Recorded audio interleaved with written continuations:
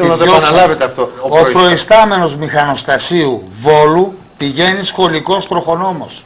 Πες και το όνομα, Φουτζόπουλο. Έχουμε και άλλον συνάδελφο που πάει συνοδός απορριμματοφόρου εργάτης καθαριότητος. Ο κύριος είναι προϊστάμενος του γραφείου ΜΕΚ. Έχει τη μεγαλύτερη εμπειρία σε όλες τις μηχανές. Όχι αγόγγιστα. Από εμάς το έχει πάρει αυτό. Από τους συναδέλφους του μηχανοδηγούς.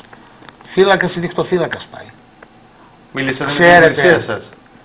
Αυτή η υπηρεσία το έβγαλε. Η υπηρεσία συγκεκριμένα εγκυκλοπαιδικά τώρα, ας πούμε, όταν βρέθηκα με το διευθύνων σύμβολο στο τρενοσκί που έβγαλαν ένα τρενοσκί τώρα τελευταία, το οποίο πήγαινε με 5 επιβάτες στην Άρδισσα και γύριζε για να γίνουν τα κέφια κάποιων υπουργών, πήρα το διευθύνων εκεί πέρα και του λέω είμαι επικεφαλής των ΜΕΚ.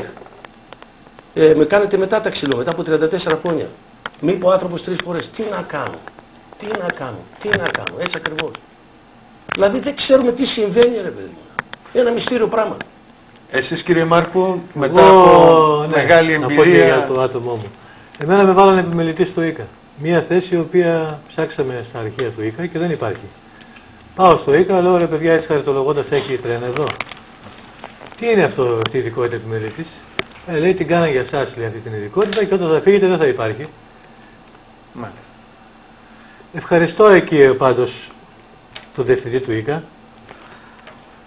Πηγαίνω κάθε μέρα, παίρνω λίγο θάρρος και με βοηθάνε οι άνθρωποι, έστω ψυχολογικά.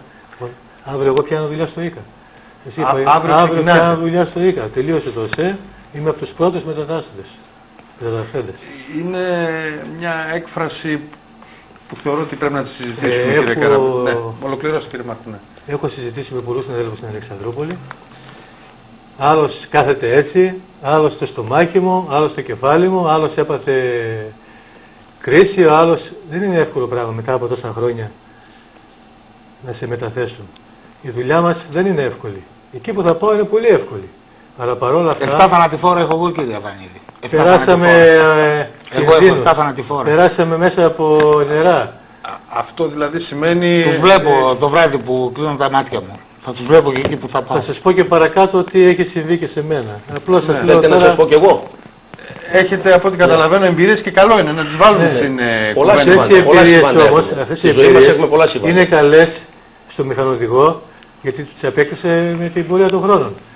Τώρα, αφού αποκτήσαμε τόσες εμπειρίες, τι μας κάνεις, δηλαδή, μας πετάς? Θα πάρεις καινούργιους μετά να τους εκπαιδεύσεις και πότε θα αποκτήσουν αυτοί οι άνθρωποι εμπειρία? Τους έχεις μπροστά σου και εσύ τους διώχνεις, τους πετάς. Θα σας πω παρακάτω τι μου έχει τύχει και εμένα. Ναι, θα μιλήσουμε μετά το διαφημιστικό διάλειμμα γι' αυτό. Θέλω να κρατήσω μια φράση σας, κύριε Καραμπέτσα. Είπατε μίσος. Πραγματικά πιστεύετε ότι σας τιμωρούν ουσιαστικά αυτή τη στιγμή η διοίκηση του ΟΣΕ, το Υπουργείο? Χρειάζονται ένα μαύρο πρόβατο. Είμαστε εύκολος στόχος. Είμαστε πολύ εύκολος στόχος και έχουμε γεράσει. Βουρκώνουμε και εύκολα, αποσυντονιζόμαστε, είμαστε πολύ εύκολος στόχος. Έτσι κρύβονται οι εργολάβοι που κάναν τις γραμμές και τις ξανακάνανε και τις ξανακάνανε. Και τώρα μας λένε, γιατί δεν τα είπατε τότε? Πού να τα πούμε, κυρία Βανίδη? Είπατε ότι δεν είχατε δικαίωμα καν να δώσετε συνεντεύξεις. Πού να τα πούμε, αυτό σας είπα.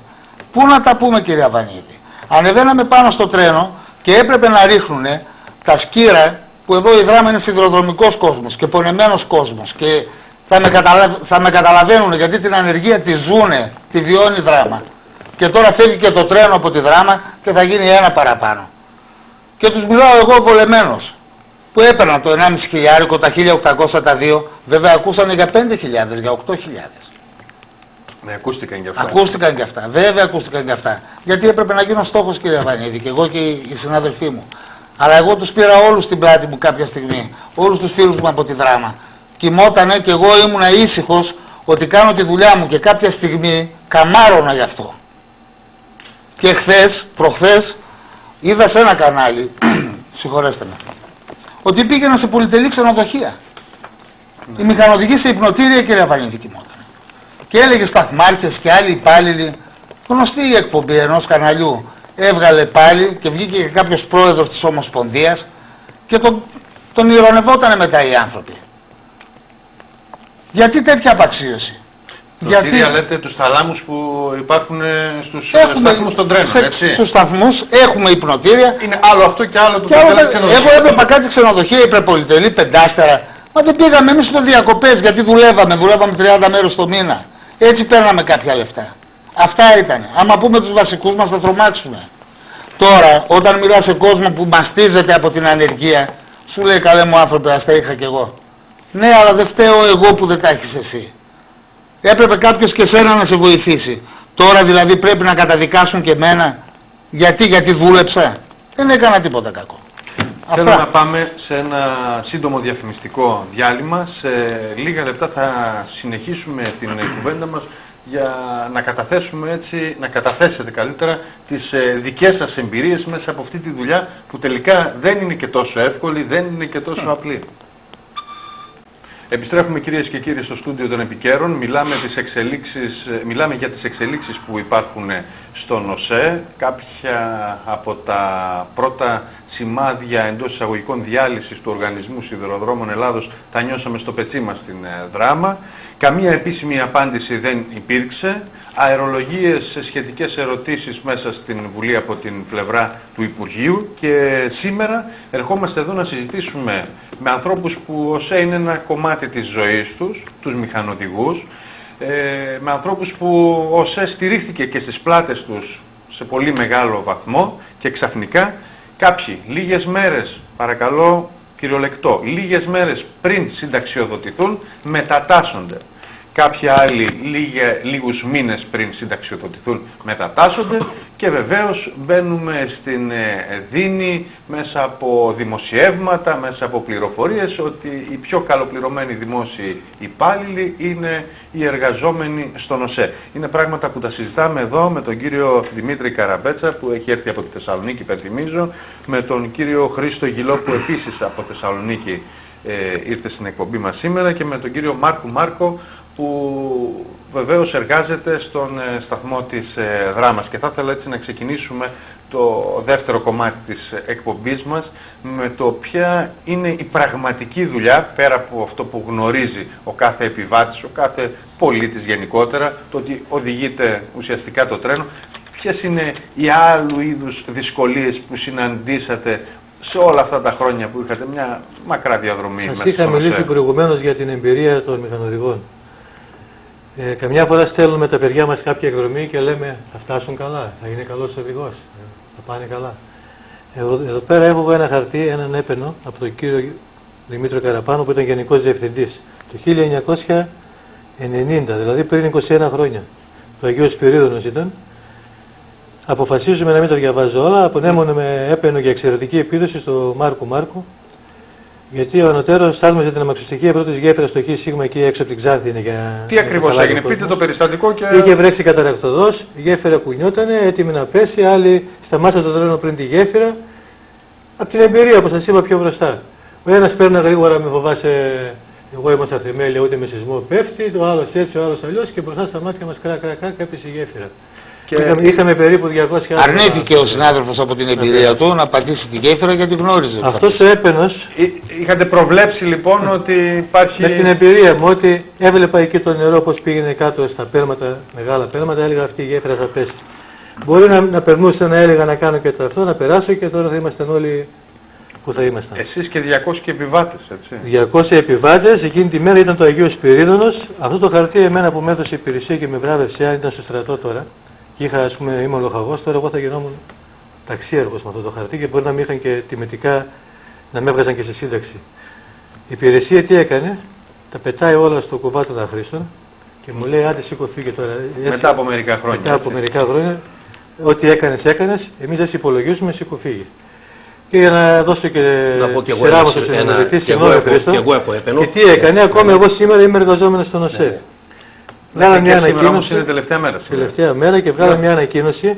Φανταστείτε τώρα, ένα χρόνο πριν να βγω στη σύνταξη, να πάω τις κάρτες που πηγαίνουμε δωρεάν με το τρένο. Λες και τι θα γινόταν αν κρατούσα εγώ την κάρτα μία μέρα παραπάνω ή 2 μέρες. Και σας ερωτώ, αύριο μεθαύριο θα ζήτησαν ουσιαστικά κάρτες που πηγαίνουμε δωρεάν, εμένα και των παιδιών μου με το τρένο και της γυναίκας μου και το δικιά μου. Εγώ μετά από ένα χρόνο θα έβγα στη σύνταξη και σαν συνταξιούχος θα μπορούσα να πάω κάπου με το τρένο δωρεάν. Εγώ τώρα το χάνω αυτό το προνόμιο. Άλλοι θα πούν στη σύνταξη και θα... Είναι γενικότερα βέβαια ένα προνόμιο εμένα αυτό το πράγμα με αδικεί πάρα πολύ. Αισθάνομαι τον εαυτό μου πάρα πολύ μειωμένο και πεταμένο. Νιώθω, να σας πω τώρα, μεγάλη ορεινή. Αυτό το νιώθετε περισσότερο, τώρα θέλω να μιλήσετε έτσι από καρδιάς. Το νιώθετε περισσότερο γιατί θα αναγκαστείτε να πληρώσετε το εισιτήριο δεν είναι αυτό που ή λέτε ότι πήγανε χαμένα. Κύριε Βανίδη, να σας πω ότι ξέρω ποια είναι η απάντηση, φαντάζομαι ποια είναι η απάντηση. Εγώ δεν χρησιμοποίησα ποτέ την κάρτα ελευθέρων διαδρομής. Πήγα εγώ πόσες φορές στην Αθήνα με το τρένο? 2 φορές, 3 φορές. Η οικογένειά μας δεν ανέβηκε ποτέ. Όλα 30 μου χρόνια με το τρένο. Μα δεν είχαμε χρόνο να πάμε με την οικογένειά μας. Είναι το ηθικό μέρος που σας ενοχλεί. Κύριε Βανίδη, δεν είχαμε χρόνο να πάμε με την οικογένειά μας. Πού να πάμε? Ακατάστατο ωράριο, πρωτοχρονιά, Χριστούγεννα, καλοκαίρια χωρίς άδεια. Έχουν να πάρουν 25 χρόνια, κύριε Βανίδη, μηχανοδηγούς. 25 χρόνια. Και μας βγάλανε τώρα περίσσευμα. Μας βγάλανε περίσσευμα για να δείξουν ότι είμαστε πολύ κόβοντας τα τρένα. Γι' αυτό το κρατάμε έτσι. Να το συζητήσουμε σε λίγο. Όποτε ενδιαφέρει και την δραμηνή κοινωνία. Ναι. Και θέλαμε και την άποψη έτσι, και των εργαζομένων, την ακούσαμε και από άλλους συναδέλφους από εδώ, από τη Δράμα, αλλά έχει ενδιαφέρον να ακούσουμε. Επάνω στα Σιβάντα όμως θα πω και εγώ κάτι. Επάνω στα Σιβάντα θα πω και εγώ. Είχα και εγώ έναν έπαινο, με κλέψαν τα αμάξι και χάθηκε. Τέλος πάντων, στο Αμίντιο χτυπήσαμε ένα αμάξι. Ήταν το Intercity το οποίο πήγαινε από την Κοζάνη κατευθείαν Αθήνα μέσω πλατή. Μάλιστα. Λοιπόν, σπάσα κάτι σωλήνες αέρος. Είδα εγώ τη βλάβη, πήρα τηλέφωνο, λέω μέσα σε 2 ώρες θα γίνει αν με φέρει το οξυγόνα. Εκεί έπαιξε ρόλο το ότι ήμουνα μαθητής, ότι ήμουνα τη σχολή και εκπαιδεύτηκα σε όλα τα τμήματα του ΟΣΕ και μετά έγινα μηχανοδηγός. Δεν ήρθα δηλαδή με εξετάσεις απ' έξω. Με εκπαίδευσε πολύ ο ΟΣΕ για να γίνω μηχανοδηγός. Όντως ήρθαν από το ξινό νερό κάτι οξυγόνα, πήγα βρήκα κάτι σωλήνες από κάτι μπαξέδες. Το ζεστάναμε, τα κολλήσαμε και το Intercity μετά από 2 ώρες από το Αμίντιο πήγε κατευθείαν Αθήνα. Καταλαβαίνετε τώρα αν αυτό το πράγμα σταματούσε το Intercity στο Αμίντιο με τα λεωφορεία, τι έξοδα θα είχε ο ΟΣΕ για να μετακινηθούν οι επιβάτες. Κι όμως εγώ το επισκέβασα και πήγε στην Αθήνα. Το εκτιμήσανε, δεν λέω, με στείλανε έναν έπαινο. Μάλιστα. Το οποίο δεν το είχα από εσάς. Και τώρα σας στέλνουν τον άλλο έπαινο. Μετά πήρατε έναν διαφορετικό έπαινο, τα λέξετε σωστά. Καραπέτσας, εμπειρίες κι εσείς, χαρακτηριστικό ήταν αυτό που είπατε πριν. Φαντάζομαι όλοι ρωτάτε έναν καπετάνιο που κάθε μέρα ταξίδευε. Τι είδε στα ταξίδια του?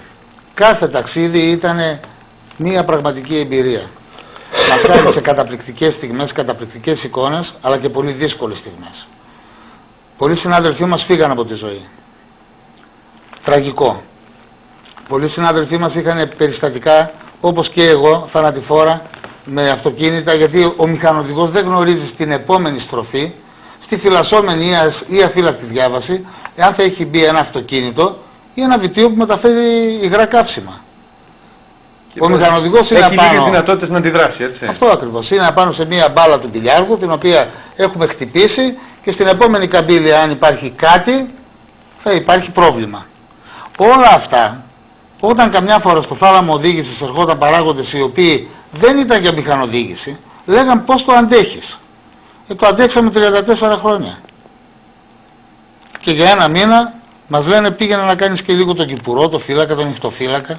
Και θέλω τώρα να δούμε ποιες θα είναι οι πραγματικές αλλαγές σε οικονομικό επίπεδο τώρα. Γιατί υπάρχει και αυτό το κομμάτι. Το ηθικό ζήτημα είναι ένα σημαντικό. Νιώθετε ουσιαστικά ότι λειτουργήσαν ως ένα βαθμό και ανήθικα απέναντί σας. Μόνο ανήθικα.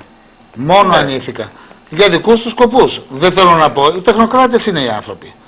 Στην Αγγλία πριν από 10 χρόνια, πριν από 15 χρόνια, επί Θάτσερ, εάν και η μνήμη μου στο χρονικό διάστημα με ξεγελάει, δώσανε το σιδηρόδρομο σε ιδιώτες. Πριν από λίγα χρόνια αναγκάστηκαν να πάρουν έναν ερείπιο σιδηρόδρομο, να τον πάρει πάλι το αγγλικό κράτος και να δουλέψει κάτω από το δημόσιο. Αυτά που λένε για την κερδοφορία είναι, με συγχωρείτε που θα το πούνε, παραμύθια. Δεν υπάρχει πουθενά κερδοφόρος σιδηρόδρομος. Ξέρετε πόσο κοστίζει μία ηλεκτράμαξα, μία ηλεκτρομηχανή